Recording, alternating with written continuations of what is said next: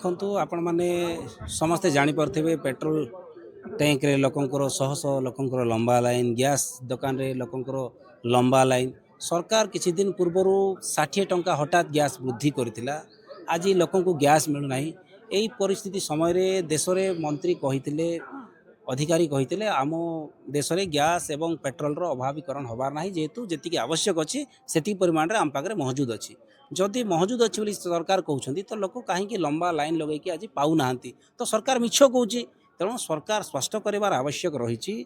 ଆଜି ଲୋକଙ୍କର ରନ୍ଧନ ଗ୍ୟାସ୍ କଥା କୁହନ୍ତୁ, ଡିଜେଲ ପେଟ୍ରୋଲ କଥା କୁହନ୍ତୁ, ଲୋକ ଯେଉଁ ଆତତାୟୀ ଭୟଭୀତ ଅବସ୍ଥାରେ ଅଛନ୍ତି, ମିଳିବ ନ ମିଳିବ ଏଭଳିଆ ଏକ ପରିସ୍ଥିତିରେ ଅଛନ୍ତି। ଏହି ପରିସ୍ଥିତିକୁ ସରକାର କାହିଁକି ମିଛ କଥା ଲୋକଙ୍କ ସାମ୍ନାରେ କହିଲା, ଯେଉଁଦ୍ୱାରା ଲୋକ ସ୍ପଷ୍ଟୀକରଣ କରନ୍ତୁ, ସରକାର ସ୍ପଷ୍ଟୀକରଣ କରନ୍ତୁ ଯେ ମହଜୁଦ ଅଛି, ଏତିକି ଆମର ସାର୍ବଜନୀନ କରନ୍ତୁ, ଆଉ ଲୋକଙ୍କର ହିତ ପାଇଁ ଯାହା ଅଛି ତାହା କରନ୍ତୁ। ପୁଣି ଏଇ ଯେଉଁ ଯୁଦ୍ଧର ଭୟ ଭିତରେ ଲୋକ ଯେଉଁ ଅଛନ୍ତି, ସରକାର କିଛି ଜାଗାରେ ଏକ ବାତାବରଣ ମଧ୍ୟ ସୃଷ୍ଟି କରିବାକୁ ଚାହୁଁଛି ଯୁଦ୍ଧ ପାଇଁ ଏଭଳିଆ ପରିସ୍ଥିତି ହେଲା। ଯଦି ଯୁଦ୍ଧ ପାଇଁ ଏଭଳିଆ ସ୍ଥିତି ହେଲା, ଯୁଦ୍ଧ ଆଜିକୁ ପ୍ରାୟ 14 ଦିନ ହେବାକୁ ଯାଉଛି, ସରକାରର କୂଟନୀତି କେଉଁଠି ନା କେଉଁଠି ବିଫଳ ହୋଇଛି। ବିଦେଶୀ ନୀତି ଯାହା ରହିଛି, ବିଦେଶୀ ନୀତିରେ ଆମେ ବିଫଳ ରହିଛେ।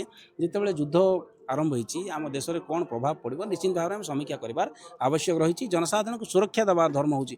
ଯଦି ବିଦେଶରେ ଯୁଦ୍ଧ ହେଲେ ଯଦି ଭାରତବାସୀ ଏ ସମସ୍ୟାର ସମ୍ମୁଖୀନ କରିବେ, ତାହେଲେ ନିଶ୍ଚିତ ଭାବରେ ଆମର ବିଦେଶ ନୀତି ଏବଂ ଆମର ଜନମଙ୍ଗଳ ରାଷ୍ଟ୍ରରେ ଯେଉଁ ଉଦ୍ଦେଶ୍ୟରେ ଏହି ଗଣତନ୍ତ୍ରରେ ସରକାର ଗଠନ ହୋଇଛି, ନିଶ୍ଚିତ ଭାବରେ ତାହା ବିଫଳ ହେଉଛି। ସେଇଥିପାଇଁ ଆଜିର କାର୍ଯ୍ୟକ୍ରମ କରାଯାଇଥିଲା। ଜିଲ୍ଲାପାଳଙ୍କୁ ସ୍ମାରକପତ୍ର ଦିଆଯାଇଛି। ଜିଲ୍ଲାରେ ଯେତେ କୌଣସି ଆମର ଗ୍ୟାସ୍ ଏଜେନ୍ସି ଡିପୋ ରହିଛି, ଡିଜେଲ ପେଟ୍ରୋଲ ରହିଛି, ଲୋକଙ୍କୁ ଉଚିତ ମୂଲ୍ୟରେ, ପୁଣି ଯେଉଁ କଳାବଜାରୀ ହେଉଛି କଳାବଜାରୀ ରୋକିବାର ଅଛି। ତତ୍ସଙ୍ଗେ ସଙ୍ଗେ ଲୋକ ଯେମିତି ତାଙ୍କର ଦୈନନ୍ଦିନ ଜୀବନ, ଆଜି ହୋଟେଲ ଗୁଡ଼ାକ ବନ୍ଦ ହେଲାଣି କୋରାପୁଟ ଜିଲ୍ଲାରେ, କାହିଁକି ଏ ଅବସ୍ଥା ହେଲା? ତେଣୁ ସରକାର କେଉଁଠି ନା କେଉଁଠି ଜାଣିକି ତାଙ୍କର ନିଦ ଭାଙ୍ଗୁନାହିଁ। ଲୋକଙ୍କର ସୁବିଧା ପାଇଁ ସରକାର ଆଗକୁ ଆସିବାକୁ ପଡ଼ିବ, ନଚେତ୍ ଆଜି ତ ମେମୋରାଣ୍ଡମ୍ ଦେଇକି ଆମେ ସ୍ଥଗିତ ଦେଇଛୁ, ରାଜରାସ୍ତାରେ ଲଢ଼େଇଟା ରହିବ।